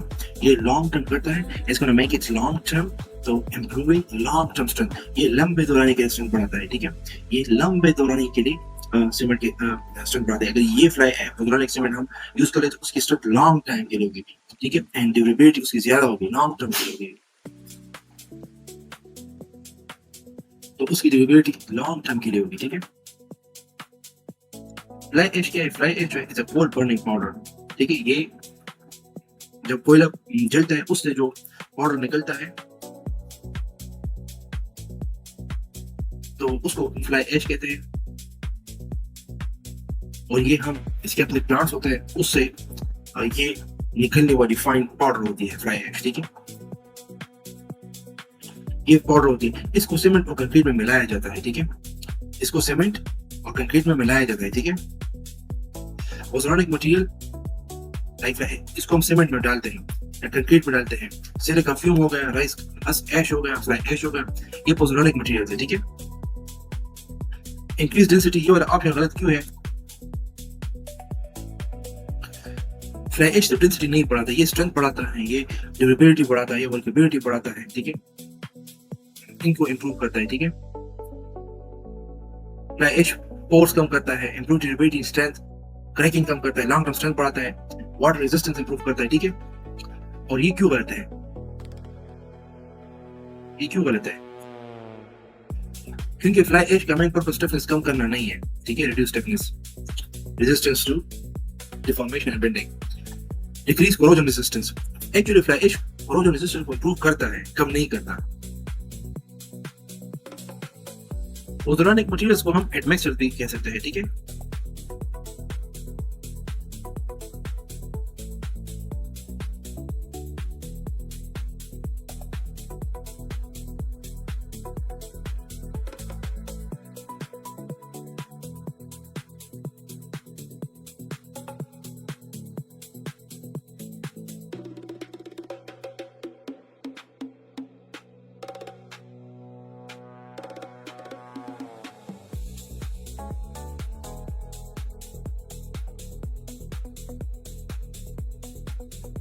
अच्छा, ओज़ोनिक मटेरियल्स को हम एडमिक्सचर्स भी कह सकते हैं, ठीक है, क्योंकि they are added into cement and concrete to improve properties, ठीक है। They are not mainly accelerators, they are not retarders, they are not super plasticizers, right? Admixture basically material होता है added to concrete, ठीक है। Admixture वो materials होता है जिसको हम concrete में add कर सकते हैं, besides cement के अलावा, sand के अलावा, aggregate के अलावा, water के अलावा, इसके अलावा material होता है जिसको हम concrete में add करते हैं to improve its strength, durability, performance, properties, ठीक है, increase toughness and also increase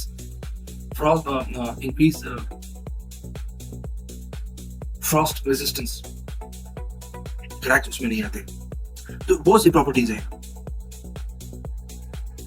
लेकिन जो एडमिक्सचर्स है ओज़ोनिक वो बेसिकली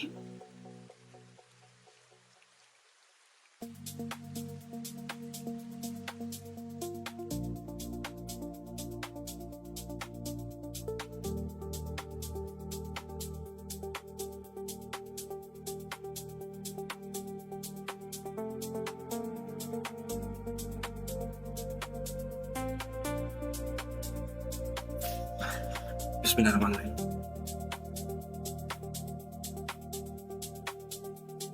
लेकिन जो बेसिकली ओज़ोनिक जो मटेरियल्स है, जो एडमिक्सचर्स है, वो मिनरल एडमिक्सचर्स है, ठीक है, क्योंकि इसमें जो फ्लाई ऐश है, राइस हस्क ऐश है, बहुत सारे फ्यूम्स है, दे आर मिनरल्स, ठीक है।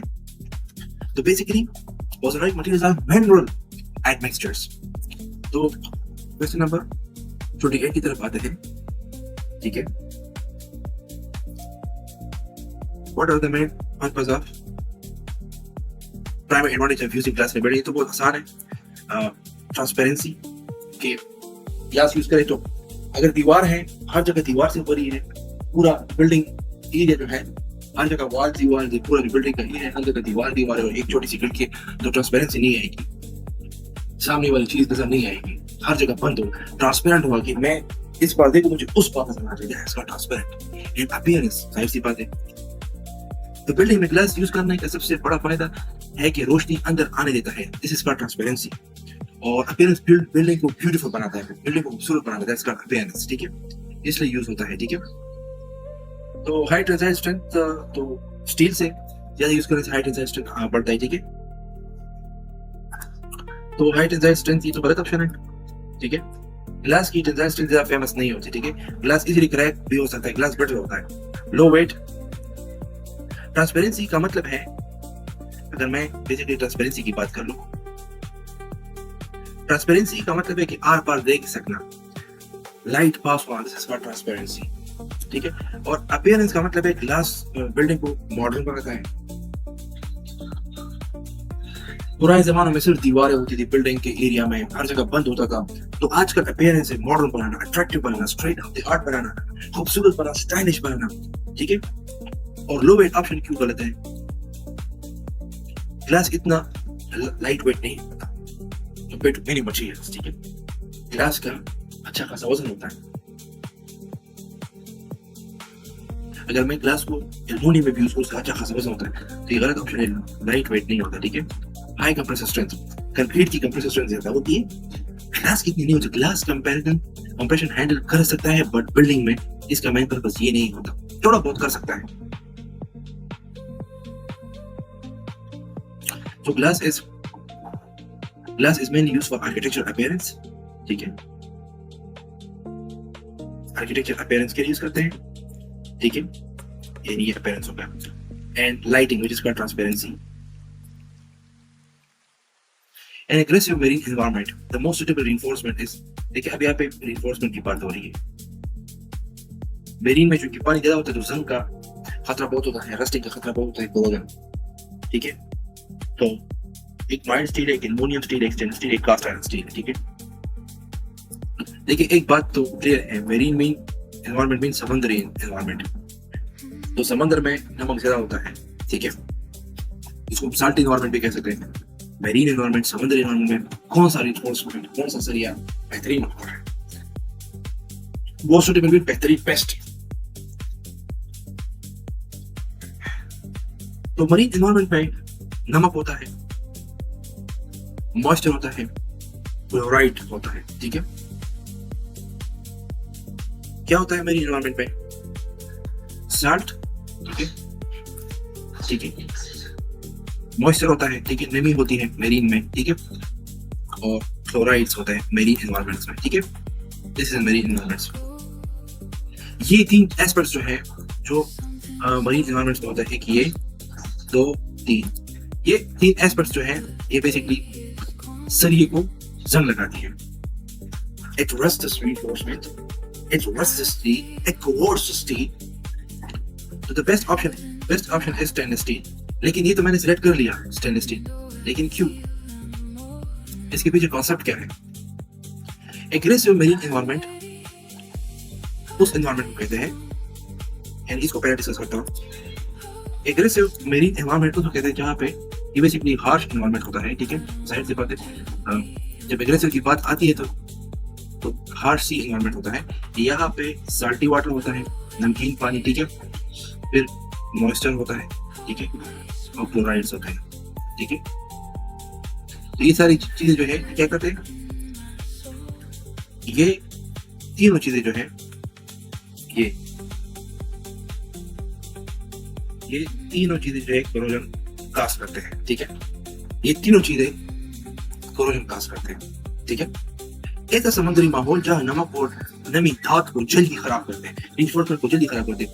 अब माइल्ड स्टील क्यों ये गलत ऑप्शन है? नहीं, हम यूज नहीं कर सकते। क्यों माइल्ड स्टील क्यों यूज हम नहीं कर सकते? व्हाई? क्योंकि माइल्ड स्टील को जल्दी रस लगता है, ठीक है। अगर मैं माइल्ड स्टील की बात करूं तो माइल्ड स्टील को जल्दी जंग लगता है। मेरीन एरिया में वीक चॉइस है, कमजोर चॉइस है, इसमें जल्दी जंग लगता है। It rust quickly, it rust easily,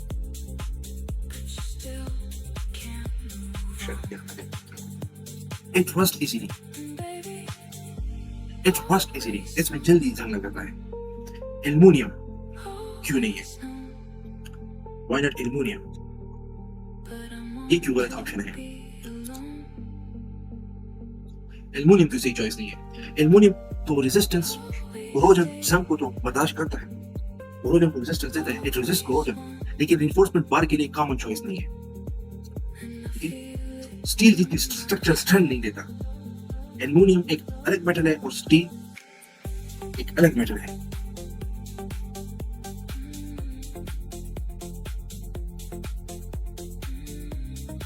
ठीक है।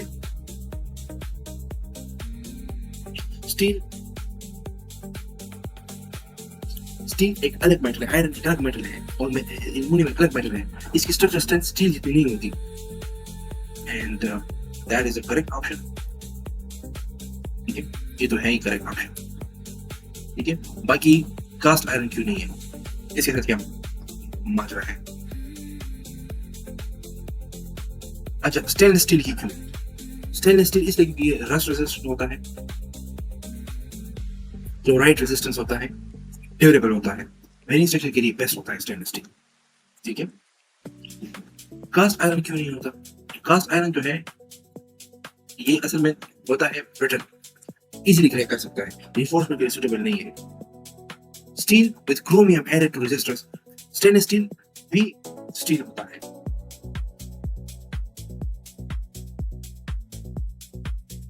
I mean stainless steel steel, लेकिन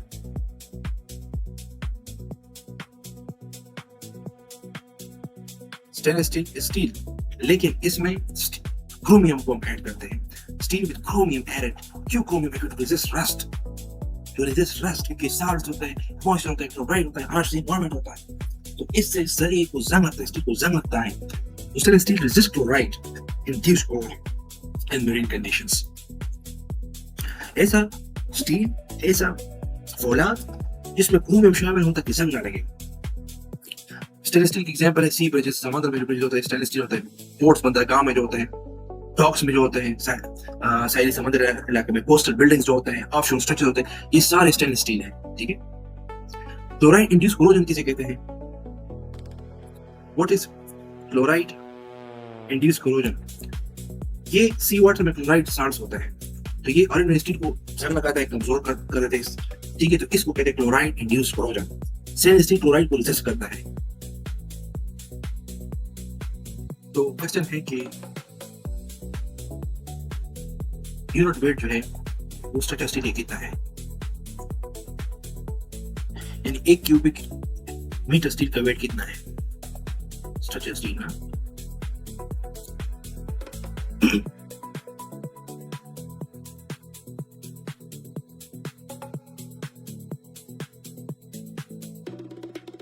तो यूनिट वेट कितना है स्ट्रक्चर स्टील का?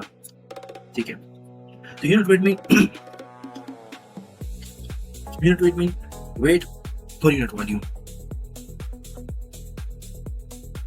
weight per unit volume,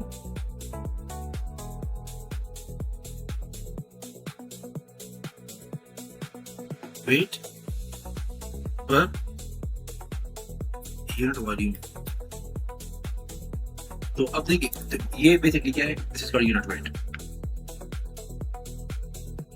यानी इसका फार्मूला है गेमा, ये इसका फार्मूला है गेमा, वेट डिवाइड बाय वॉल्यूम, इसको कहते हैं यूनिट वेट। तो स्टील की डेंसिटी कितनी है?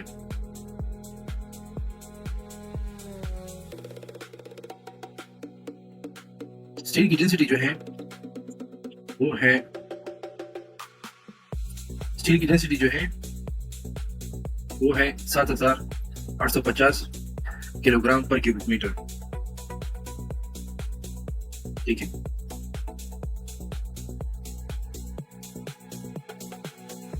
ठीक है। The correct answer is C. 25 क्यों गलत है? क्योंकि 25 क्यों गलत है? क्योंकि ये 100 के करीब वैल्यू है।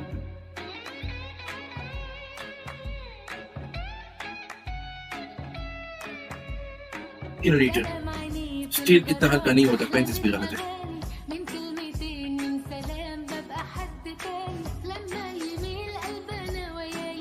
और ये करेक्ट है, ठीक है। 78.5 किलोलीटर यानी 7850 किलोग्राम पर क्यूबिक मीटर। तो यानी 1 क्यूबिक मीटर वॉल्यूम पे स्टील का लोड कितना होगा? 7850 किलोग्राम होगा, यानी 7.8 टन होगा। ठीक है, ये स्टील से ज्यादा वैल्यू है, ये गलत है। तो डेंसिटी और यूनिट वेट में क्या फर्क है? डेंसिटी जो है ये मास पर वॉल्यूम है, मास, और यूनिट वेट वेट पर वॉल्यूम है।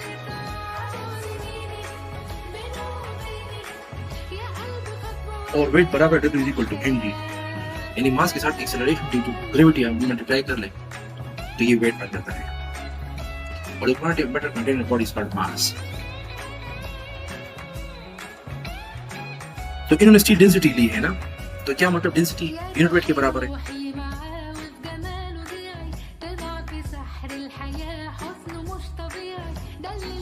स्टील की डेंसिटी कितनी है? 7850।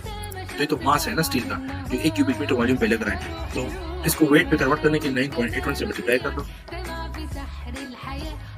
तो ये आता है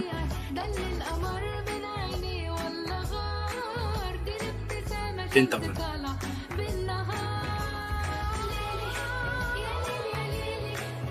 तो ये आता है 77008, तो जो कि नियरली बराबर है 77,000, 77 78 की 77.5 77 किलो न्यूटन के बराबर है, ठीक है, या 77 किलो न्यूटन के बराबर है। तो अब ये वेट, व्हाट इज जी?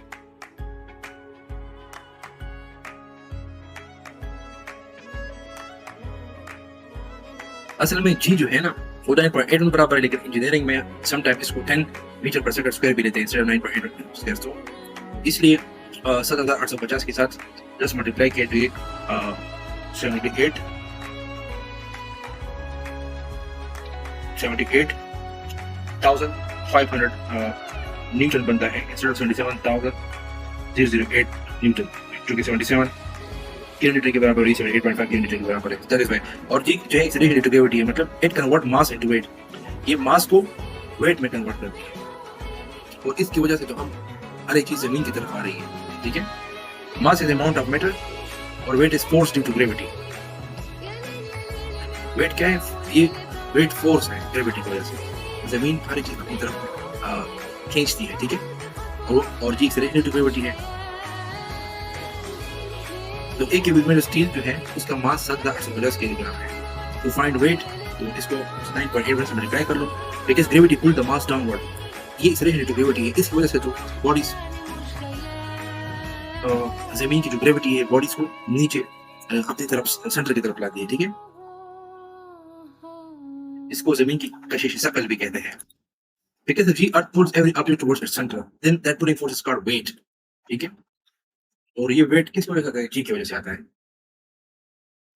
यानी अगर एक ऑब्जेक्ट है उसका मास है, लेकिन उसका wait, but weight appears because earth attracted without gravity object still has mass but no weight। अब ग्रेविटी में चले जाए ऊपर मून में, खला में, तो उधर मास है लेकिन वेट नहीं है, ग्रेविटी नहीं है। लेकिन जब वेट नहीं होता वहां पे जमीन की ग्रेविटेशन पुल नहीं होती, तो वो हवा में astronaut space still has mass but feel weightless.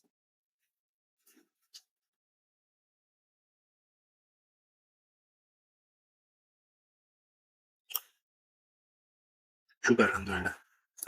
ये तो किलोग्राम पर क्यूबिक मीटर में है ना, तो पाउंड पर क्यूबिक फीट में, यानी एफपीएस सिस्टम में, ये तो एमके सिस्टम है ना, तो एफपीएस सिस्टम ब्रिटिश सिस्टम में 490 पाउंड्स पर क्यूबिक फीट स्टील की डेंसिटी है, ठीक है।